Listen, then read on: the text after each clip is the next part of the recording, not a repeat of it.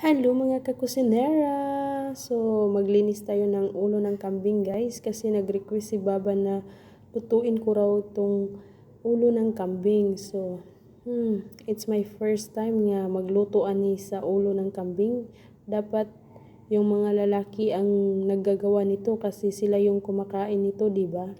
So, trabaho natin, tagaluto, so wala tayong magagawa. So, linisan natin ng maayos at saka lutuin natin.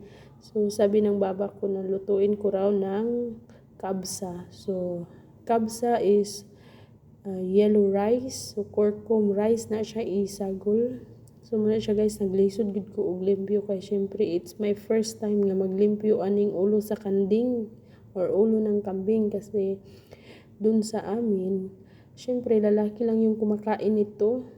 Pero dito, lahat nagagawa ko na. So, lahat nahawakan ko na. Lahat ng parte ng kambing. Ito.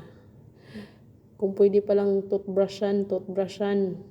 So, ato lang siyang gihugasan og maayo kay iyahang dila. Gakuan pag yun. So, ano siya guys. Pagkauman ako guhugas ana, ako po na siyang gihumulan sa asin. Dayon, iyabo dayon yung tubig, dayon gilapuan po dayon ako siya, dayon pagkatapos gipabukalan ako siya maayo, gilauya, pagkatapos og lauya guys, gikuha ra dayon ko na siya ang ulo, pagkatapos gilunod to ang ulo.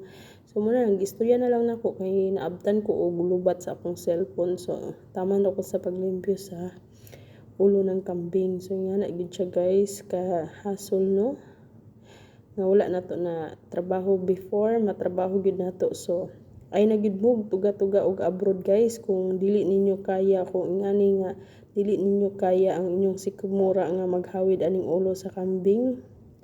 So wag na lang kayo mag-abroad kasi napakahirap talaga. Lahat maranasan mo talaga.